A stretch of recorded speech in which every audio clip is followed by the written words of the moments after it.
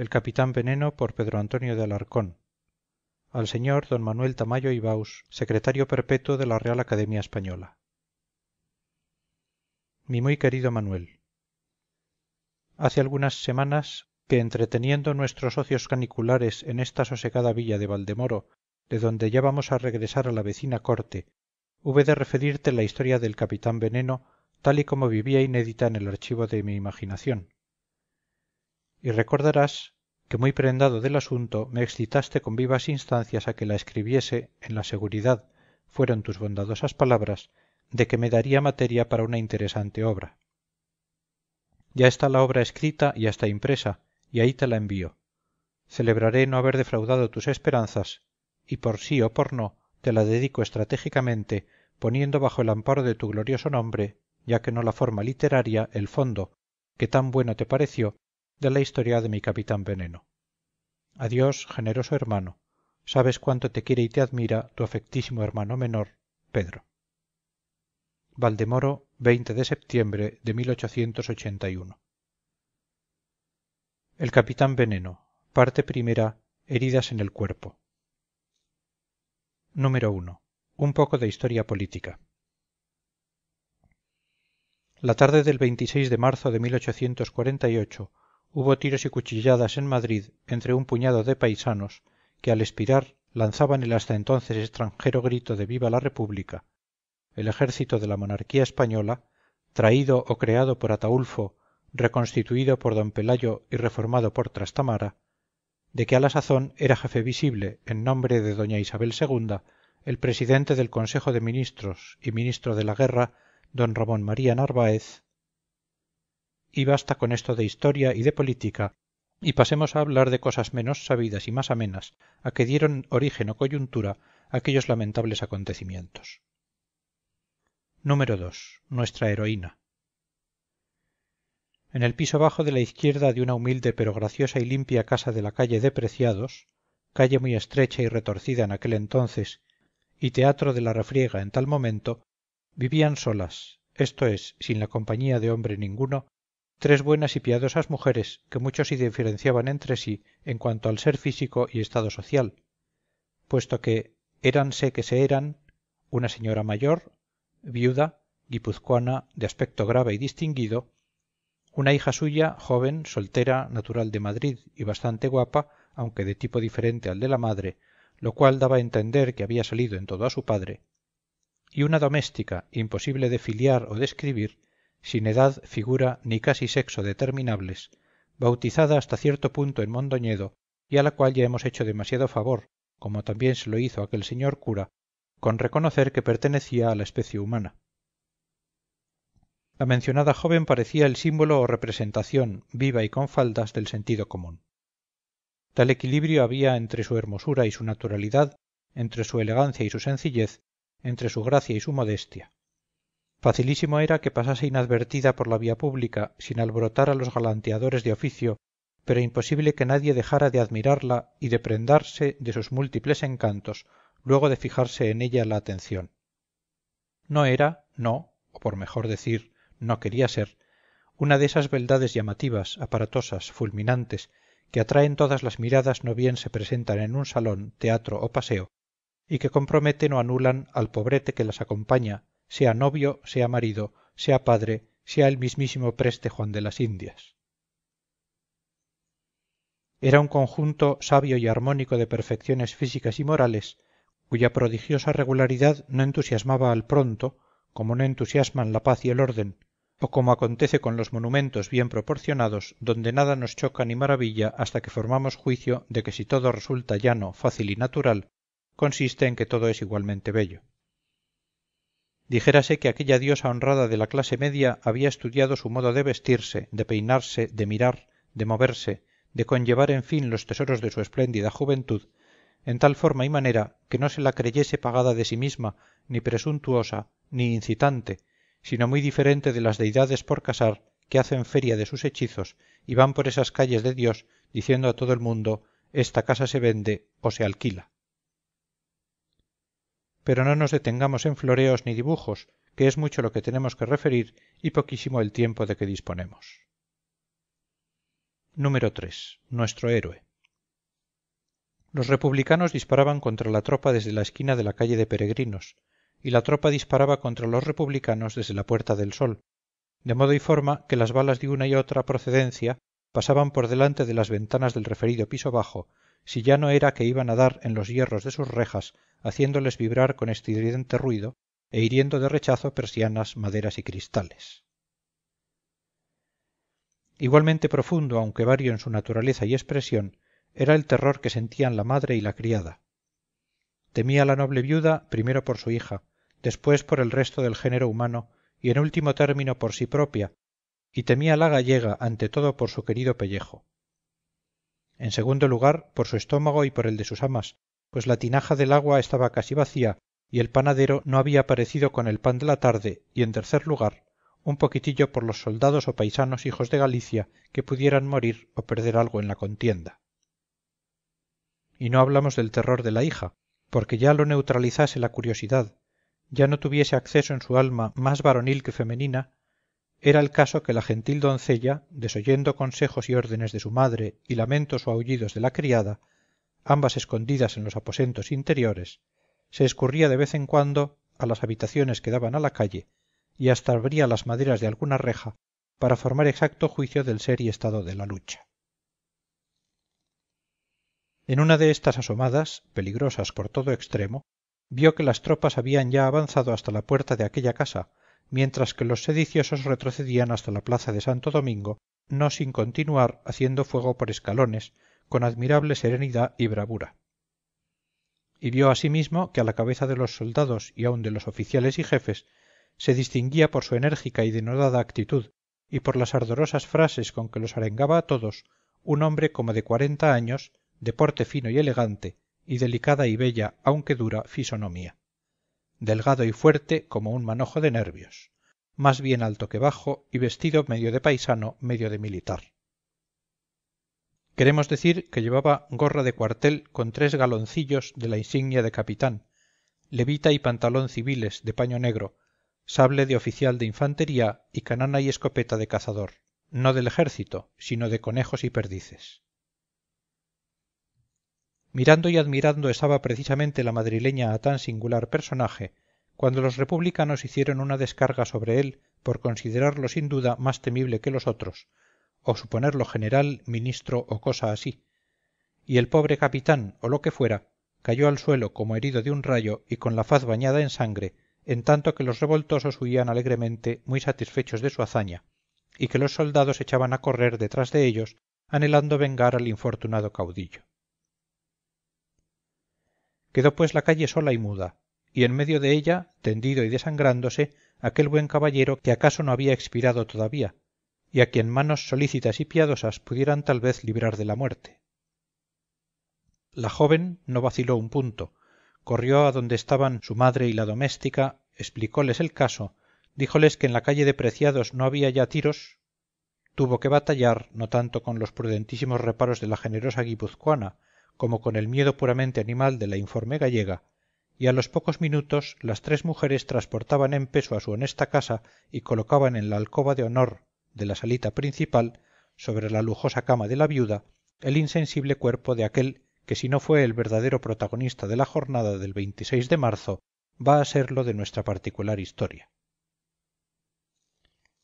Número 4. El pellejo propio y el ajeno. Poco tardaron en conocer las caritativas hembras que el gallardo capitán no estaba muerto, sino meramente privado de conocimiento y sentidos por resultas de un balazo que le había dado de refilón en la frente, sin profundizar casi nada en ella. Conocieron también que tenía atravesada y acaso fracturada la pierna derecha, y que no debía descuidarse ni por un momento aquella herida de la cual fluía mucha sangre. Conocieron en fin que lo único verdaderamente útil y eficaz que podían hacer por el desventurado era llamar enseguida a un facultativo. Mamá, dijo la valerosa joven, a 2 pasos de acá, en la acera de enfrente, vive el doctor Sánchez, que Rosa vaya y le haga venir. Todo es asunto de un momento y sin que en ello se corra ningún peligro. En esto sonó un tiro muy próximo al que siguieron 4 o 6 disparados a tiempo y a mayor distancia. Después volvió a reinar el silencio. Yo no voy, gruñó la criada. Esos que oyéronse ahora fueron también tiros, y las señoras no querrán que me fusilen al cruzar la calle. Tonta, en la calle no ocurre nada, replicó la joven, quien acababa de asomarse a una de las rejas. Quítate de ahí, Angustias, gritó la madre reparando en ello. El tiro que sonó primero, prosiguió diciendo la llamada Angustias, y a que han contestado las tropas de la Puerta del Sol, debió de dispararlo desde la buhardilla del número 19 un hombre muy feo a quien estoy viendo volver a cargar el trabuco. Las balas, por consiguiente, pasan muy altas y no hay peligro ninguno en atravesar nuestra calle. En cambio, fuera la mayor de las infamias que dejásemos morir a este desgraciado por ahorrarnos una ligera molestia. Yo iré a llamar al médico, dijo la madre, acabando de vendar a su modo la pierna rota del capitán. Eso no, gritó la hija, entrando en la alcoba. ¿Qué se diría de mí?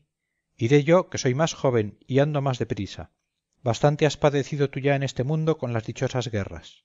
Pues sin embargo, tú no vas, replicó imperiosamente la madre. Ni yo tampoco, añadió la criada. Mamá, déjame ir, te lo pido por la memoria de mi padre. Yo no tengo alma para ver desangrarse a este valiente cuando podemos salvarlo. Mira, mira de qué poco le sirven sus vendas. La sangre gotea ya por debajo de los colchones. Angustias, te he dicho que no vas. No iré si no quieres, pero madre mía, piensa en que mi pobre padre, tu noble y valeroso marido, no habría muerto como murió, desangrado, en medio de un bosque, la noche de una acción, si alguna mano misericordiosa hubiese restañado la sangre de sus heridas. Angustias. Mamá, déjame. Yo soy tan aragonesa como mi padre, aunque he nacido en este pícaro Madrid. Además, no creo que a las mujeres se nos haya otorgado ninguna bula dispensándonos de tener tanta vergüenza y tanto valor como hombres. Así dijo aquella buena moza, y no se había repuesto su madre del asombro, acompañado de sumisión moral o involuntario aplauso, que le produjo tan soberano arranque, cuando Angustias estaba ya cruzando impávidamente la calle de Preciados. Número 5. Trabucazo.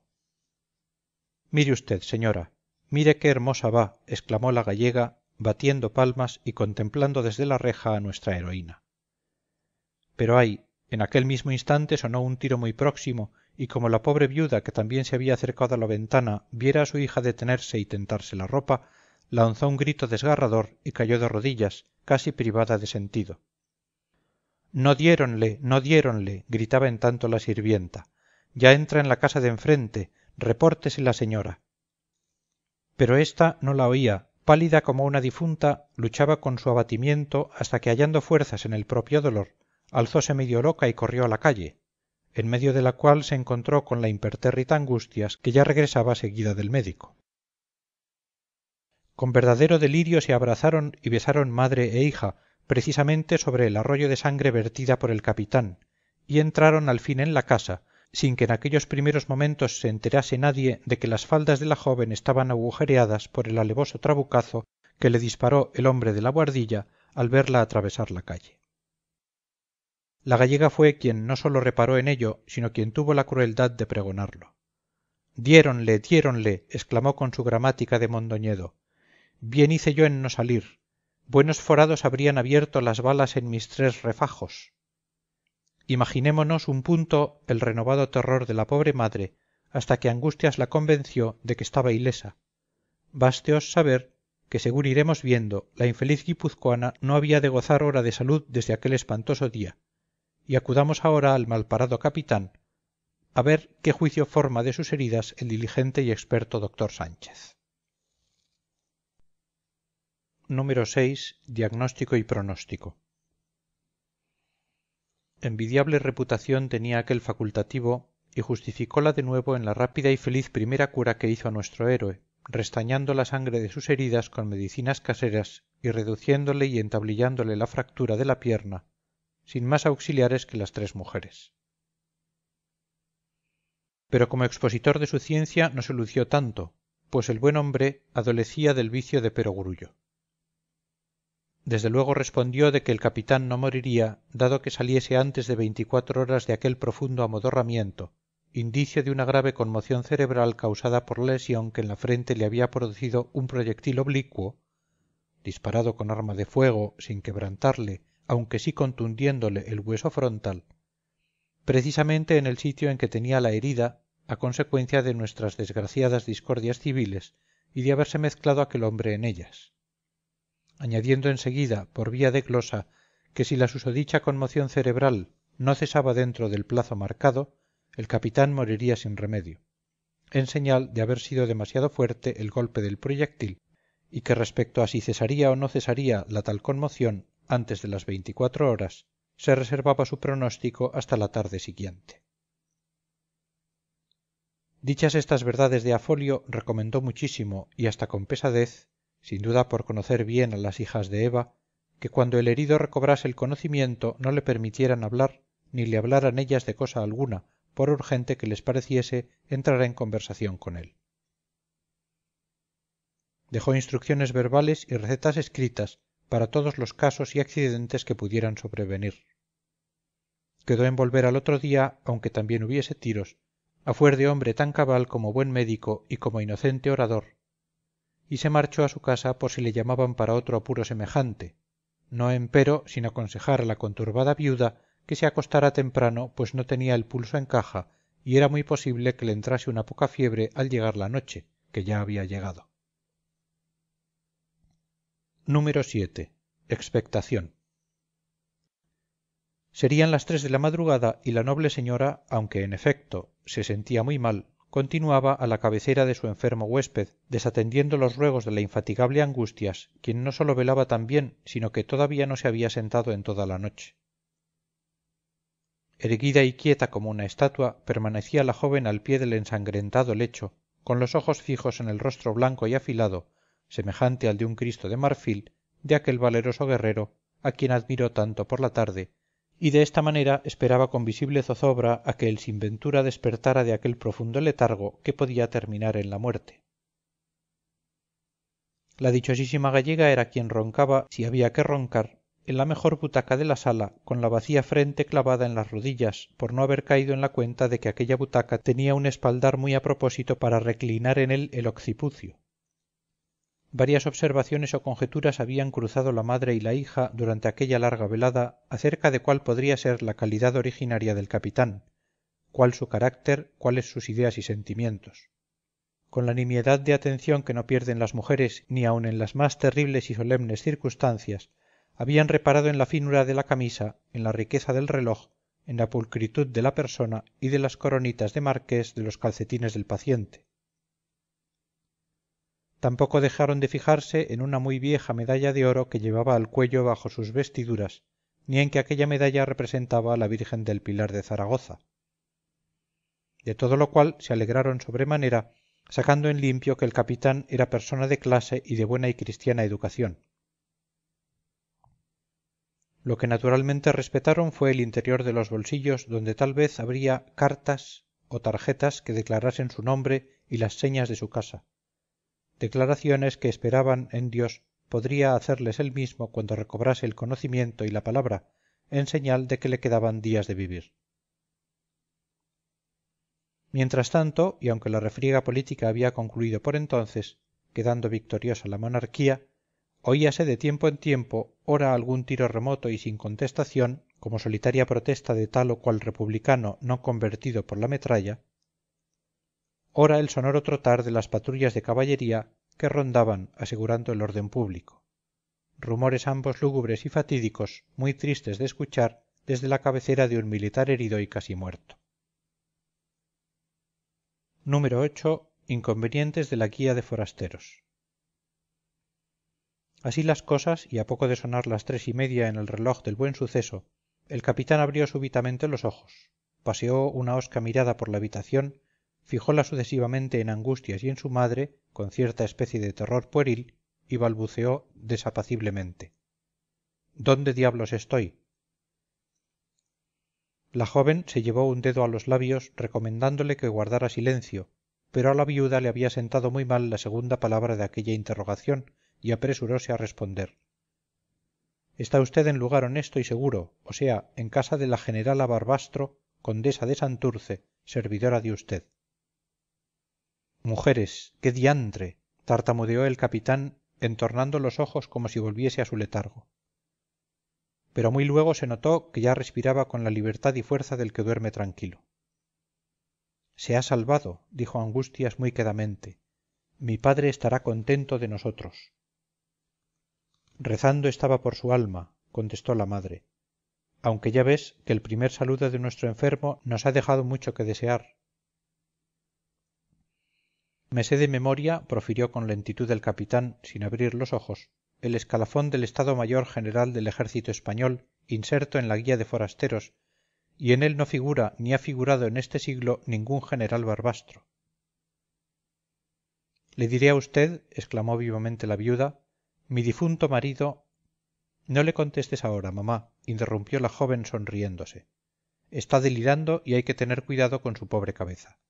Recuerda los encargos del doctor Sánchez.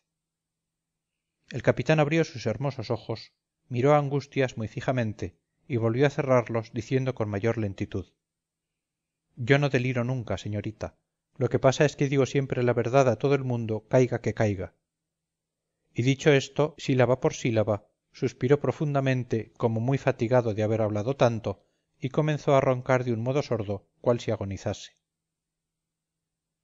¿Duerme usted, capitán?, le preguntó muy alarmada la viuda. El herido no respondió. Número 9. Más inconvenientes de la guía de forasteros. Dejémosle que repose, dijo Angustias en voz baja, sentándose al lado de su madre. Y supuesto que ahora no puede oírnos, permíteme, mamá, que te advierta una cosa. Creo que no has hecho bien en contarle que eres condesa y generala. ¿Por qué? Porque, bien lo sabes, no tenemos recursos suficientes para cuidar y atender a una persona como ésta del modo que lo harían condesas y generalas de verdad. ¿Qué quiere decir de verdad?, exclamó vivamente la guipuzcoana. ¿También tú vas a poner en duda mi categoría? Yo soy tan condesa como la de Montijo y tan generala como la de Espartero. Tienes razón, pero hasta que el gobierno resuelva en este sentido el expediente de tu viudedad, seguiremos siendo muy pobres. No tan pobres. Todavía me quedan 1000 reales de los pendientes de esmeraldas y tengo una gargantilla de perlas con broches de brillantes, regalo de mi abuelo, que vale más de 500 duros, con los cuales nos sobra para vivir hasta que se resuelva mi expediente, que será antes de un mes, y para cuidar a este hombre como Dios manda, aunque la rotura de la pierna le obligue a estar acá 2 o 3 meses. Ya sabes que el oficial del Consejo opina que me alcanzan los beneficios del artículo 10 del Convenio de Vergara, pues aunque tu padre murió con anterioridad, consta que ya estaba de acuerdo con Maroto. Santurce, Santurce. Tampoco figura este condado en la guía de forasteros, murmuró borrosamente el capitán sin abrir los ojos. Y luego, sacudiendo de pronto su letargo y llegando hasta incorporarse en la cama, dijo con voz entera y vibrante, como si ya estuviese bueno: vamos claros, señora. Yo necesito saber dónde estoy y quién son ustedes. A mí no me gobierna ni me engaña nadie. Diablo, y cómo me duele esta pierna. Señor capitán, usted nos insulta, exclamó la generala destempladamente. Vaya, capitán, estése usted quieto y calle, dijo al mismo tiempo Angustias con suavidad, aunque con enojo. Su vida correrá mucho peligro si no guarda usted silencio o si no permanece inmóvil. Tiene usted rota la pierna derecha y una herida en la frente que le ha privado a usted de sentido más de 10 horas. Es verdad, exclamó el raro personaje, llevándose las manos a la cabeza y tentando las vendas que le había puesto el médico. Esos pícaros me han herido, pero ¿quién ha sido el imprudente que me ha traído a una casa ajena, teniendo yo la mía y habiendo hospitales militares y civiles? A mí no me gusta incomodar a nadie ni deber favores, que maldito si merezco ni quiero merecer. Yo estaba en la calle de Preciados. Y en la calle de Preciados está usted, número 14, cuarto bajo, interrumpió la guipuzcoana, desentendiéndose de las señas que le hacía su hija para que callase. Nosotras no necesitamos que nos agradezca usted cosa alguna, pues no hemos hecho ni haremos más que lo que manda Dios y la caridad ordena. Por lo demás está usted en una casa decente. Yo soy doña Teresa Carrillo de Albornoz y Azpeitia, viuda del general carlista don Luis Gonzaga de Barbastro, convenido en Vergara, ¿entiende usted?, convenido en Vergara aunque fuese de un modo virtual, retrospectivo e implícito como en mis instancias se dice, el cual recibió su título de conde de Santurce a un real nombramiento de don Carlos V, que tiene que revalidar doña Isabel II al tenor del artículo 10 del convenio de Vergara. Yo no miento nunca ni uso nombres supuestos, ni me propongo con usted otra cosa que cuidarlo y salvar su vida, ya que la providencia me ha confiado este encargo. Mamá, no le des cuerda, observó Angustias. Ya ves que en lugar de aplacarse se dispone a contestarte con mayor ímpetu. Y es que el pobre está malo y tiene la cabeza débil. Vamos, señor capitán, tranquilícese usted y mire por su vida. Tal dijo la noble doncella con su gravedad acostumbrada, pero el capitán no se amansó por ello, sino que la miró de hito en hito con mayor furia, como acosado jabalí a quien arremete nuevo y más temible adversario, y exclamó valerosísimamente: Número 10. El capitán se define a sí propio. Señorita, en primer lugar yo no tengo la cabeza débil ni la he tenido nunca, y prueba de ello es que no ha podido atravesármela una bala. En segundo lugar, siento muchísimo que me hable usted con tanta conmiseración y blandura, pues yo no entiendo de suavidades, zalamerías ni melindres.